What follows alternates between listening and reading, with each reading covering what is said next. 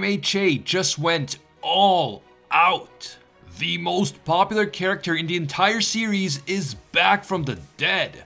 All the major players are now at the scene of the final battle.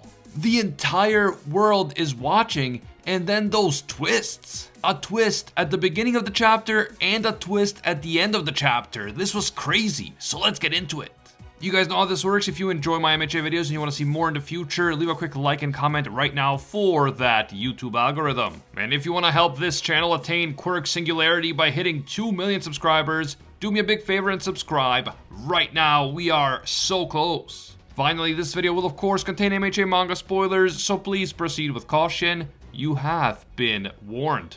Now, the previous chapter confirmed that basically all the other villains aside from Shigaraki and All For One were successfully neutralized by the heroes. Which means that all eyes are now on All For One and Shigaraki, and what do you know, All For One just arrived to the very place where Deku vs Shigaraki is unfolding. Since he was now close enough, All For One tried to use the Gloop Warp quirk to teleport Shigaraki to his location so that he can complete his takeover of Shigaraki's body. But Shigaraki successfully resisted the teleportation attempt. All For One then realized that he will have to go right up to Shigaraki in the flesh and force him to ingest the copy of the All For One quirk that All For One still possesses. And this should break down Shigaraki's willpower and allow All For One to take over permanently. But All For One couldn't help himself from tormenting the heroes along the way. So he decided to grab the injured All Might and carry him through the air as a way of showing Deku and the other heroes that their precious symbol of peace has been defeated and that he is about to die. This decision by the villain allowed All Might to make one final sacrifice. He used the one final piece of armor that he still had, a gauntlet on his left arm, to grab All For One by the neck.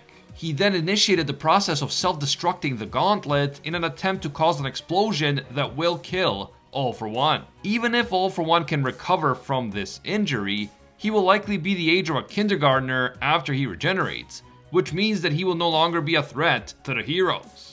Now naturally, the armorless and quirkless All Might expected to die from this explosion as well, but he felt that this sacrifice was worth making for the sake of the next generation of heroes.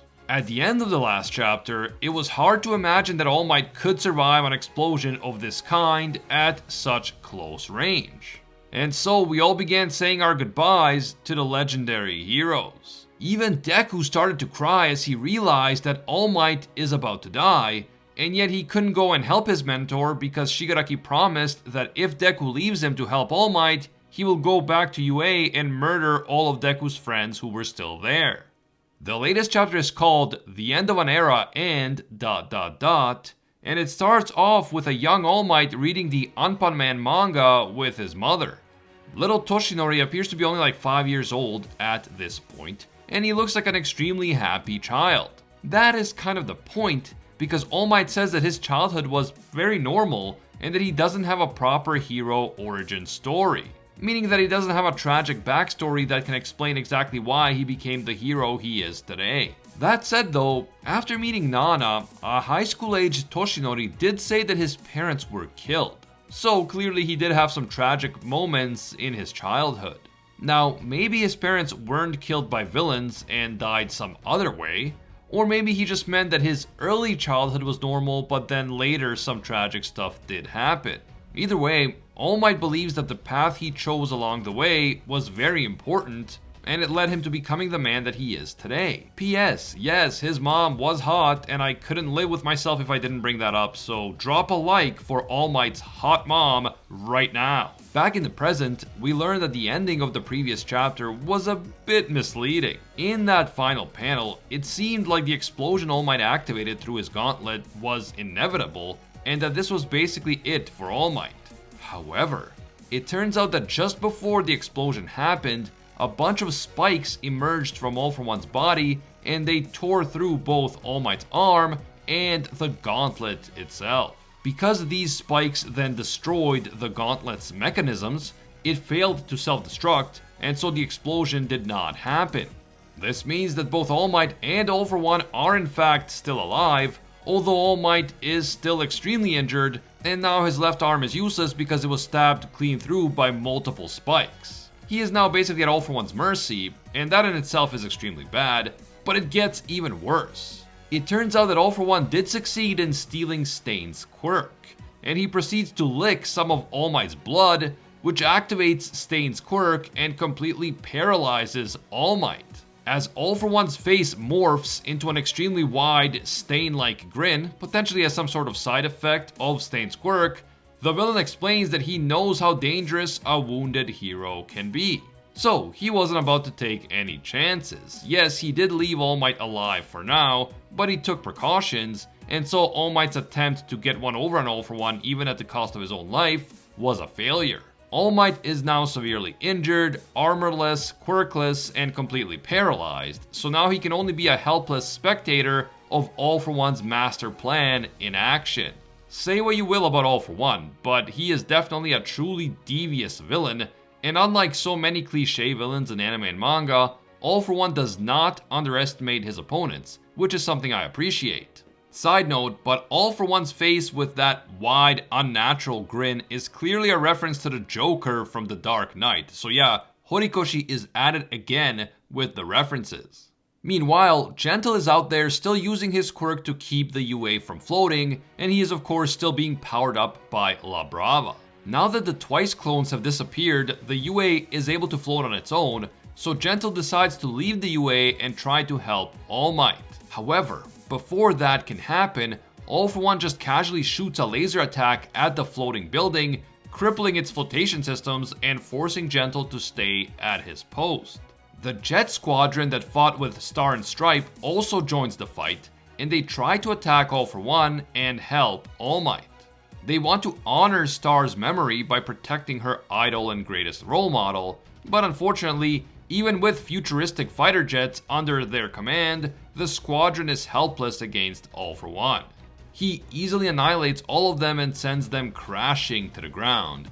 Poor Admiral Akbar, he really should have known it was a trap. Yes, I know, all of this looks really bad for All Might, but then again, I've been saying the same thing for the past several chapters, and yet here we are, he's still alive, so that's something we have to keep in mind.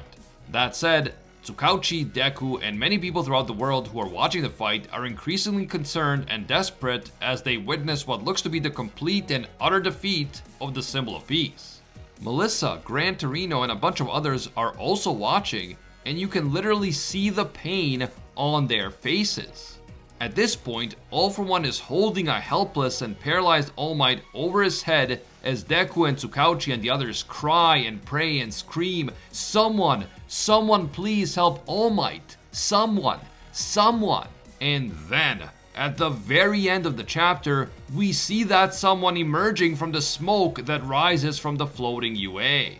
That person is none other than Bakugo, but yes, he is back.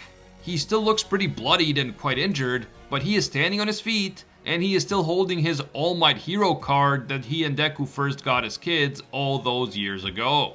It seems that Edshot's magic bubble heart surgery thingy worked, and Bakugo is not only alive and well, but he is also apparently ready to continue the fight. The final page shows both Bakugo and Deku looking fierce, with fire in their eyes, and the narrator declares that yes, this is the end of an era, and the beginning of a new one. In fact, if you look closely, Bakugo's eyes look a lot like they did in the second MHA movie when he briefly gained the ability to use One For All, which is very interesting. Could this mean that Deku is about to share One For All with Bakugo once again, and will that be the thing that puts the heroes over the edge and allows them to finally win against the villain? And speaking of putting the heroes over the edge, did Edshot's procedure give Bakugo extra powers that we don't know about yet? That whole procedure thing was really weird. It was implied that Edshot would have to start living inside of Bakugo's heart or body or something. So is Bakugo going to inherit some of Edshot's powers? Definitely let me know what you guys think down in the comments below. Now, if you've been watching my MHA videos, then you know that for a long time I've been speculating about the potential for Deku to reach Quirk Singularity.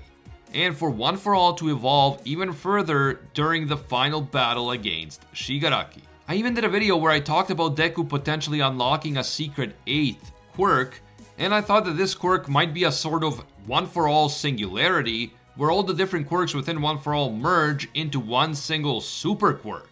That way Deku wouldn't have to keep switching between different quirks all the time. He could just use one quirk that possesses all of the powers of the other quirks at once, and perhaps even more powers because of how all those different quirks could merge and combine in extremely interesting ways.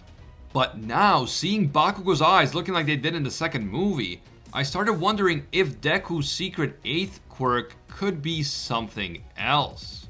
What if One For All evolves to a point where it can be shared with multiple other people, including Bakugo and maybe even some other students within Class 1A?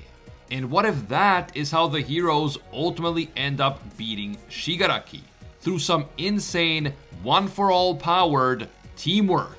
I mean, think about it, the quirk is called One For All, so it would be interesting if its ultimate power turned out to be a way to share it with a bunch of different overpowered hero students in order to create an entire mini army of One For All users.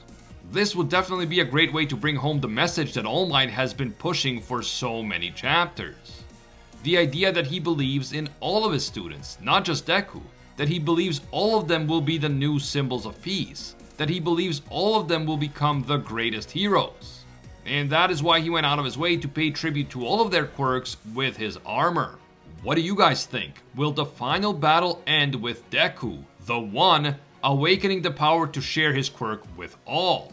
And will this then allow the next generation of heroes to defeat Shigaraki together? Now that we know that All Might is still somehow alive, will he actually live to see the end of the final battle and the end of the story itself?